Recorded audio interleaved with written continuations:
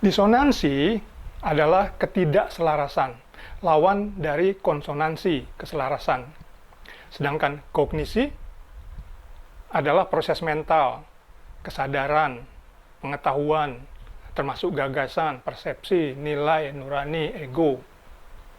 Ya. Nilai, nurani, dan ego dapat bersifat bawah sadar. Setiap orang punya sangat banyak kognisi. Misalnya, saya punya kognisi bahwa saya pria, bahwa saya berambut putih, bahwa saya tinggal di Indonesia, bahwa saya seorang suami, saya seorang ayah, saya seorang kakek, saya mengajar ilmu komunikasi, dan sebagainya. Itu kognisi-kognisi saya. Banyak lagi. Nah, disonansi kognisi atau cognitive dissonance adalah ketidakselarasan antar kognisi yang kita punya. Konsep ini dicetuskan oleh Leon Festinger pada tahun 1950-an. Kalau seorang mahasiswa merasa cerdas dan rajin, dan kemudian lulus dengan nilai baik, maka kedua kognisinya itu konsonan atau selaras. Tetapi kalau dia merasa cerdas dan rajin, dan kemudian pada kenyataannya dia tidak lulus mata kuliah tertentu, maka kedua kognisi itu disonan atau tidak selaras. Nah, disonansi kognisi memunculkan perasaan tidak nyaman, ketidaknyamanan psikologis, atau siksaan psikologis. Karena itu, orang selalu berusaha menghindari disonansi kognisi. Semakin besar disonansi itu bagi seseorang, semakin berat siksaannya. Ya, misalnya seorang pria yang merasa bertanggung jawab pada keluarganya, dia belum mampu membawa keluarganya berwisata, mungkin mengalami disonansi kognisi. Tetapi disonansi itu dapat lebih berat, bahkan terlalu berat, kalau dia kehilangan pekerjaan sehingga tidak dapat menafkahi keluarganya. Disonansi kognisi yang ekstrim dapat membuat seseorang bunuh diri, membunuh orang lain, atau gila. Ingat caleg yang gagal? Karena memberi pengetahuan dan kesadaran baru, komunikasi dapat memicu disonansi kognisi. Dan untuk memperoleh kembali konsonansi atau paling tidak mengurangi disonansinya, kemudian orang mengubah kognisi, nilai, gagasan, dan atau perilakunya. Jadi, komunikasi dapat mengubah seseorang atau suatu masyarakat melalui pemberian kognisi baru yang memunculkan disonansi dan kemudian mengubah kognisi atau perilaku lainnya. Perubahan itu dapat positif atau negatif.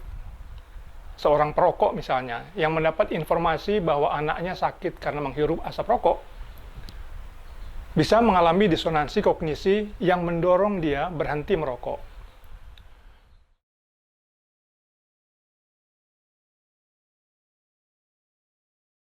Sebaliknya, seorang anak lelaki yang dirundung temannya sebagai banci karena tidak merokok, mungkin akan terdorong untuk ikut menjadi perokok.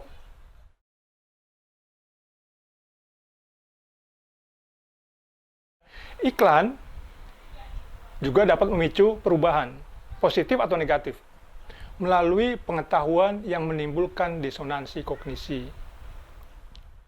Misalnya iklan yang mengatakan bahwa dengan membuang sampah ke tempatnya, seseorang menjadi warga masyarakat yang baik, mendorong dia untuk membuang sampah pada tempatnya. Atau iklan yang mengatakan bahwa wanita hanya tampil cantik kalau menggunakan perias wajah atau make up merek tertentu. Disonansi kognisi pada dasarnya dapat dikelola dengan 3 cara.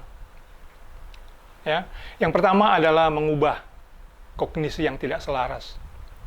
Misalnya itu tadi, kalau saya perokok dan merasa bahwa rokok tidak sehat, maka saya berhenti merokok.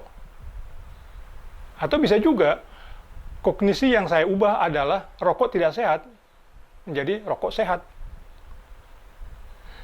Yang kedua, memperkuat kognisi yang konsonan. Misalnya, kalau tahu bahwa rokok kurang baik, tetapi saya perokok, saya meyakinkan diri bahwa rokok diperlukan untuk membuat saya tetap semangat, tetap produktif. Ya. Dan yang ketiga, mengurangi arti penting disonansi.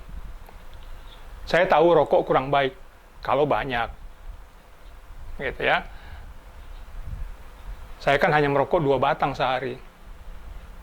Jadi, mengurangi arti penting disonansi. Nah, ada 3 hipotesis yang menarik dari teori disonansi kognisi ini. Yang pertama, orang cenderung menghindarkan informasi yang bertentangan dengan nilainya, gagasannya, perilakunya yang sudah ada. Ya, misalnya seorang perokok tadi cenderung menghindarkan atau menyangkal informasi bahwa rokok itu tidak sehat. Yang kedua, orang cenderung menemukan alasan atau rasionalisasi untuk perilaku yang terlanjur menimbulkan disonansi. Yang ketiga, justifikasi minimal. Ini berhubungan dengan hipotesis kedua. Perubahan sikap fisik, pesan perilaku, dapat diikuti perubahan sikap mental.